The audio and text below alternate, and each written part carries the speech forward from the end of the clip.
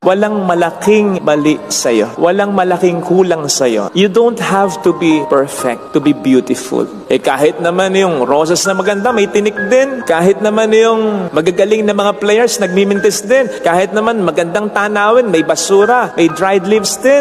You don't have to be perfect to be beautiful. You just have to be perfectly you because you are already beautiful.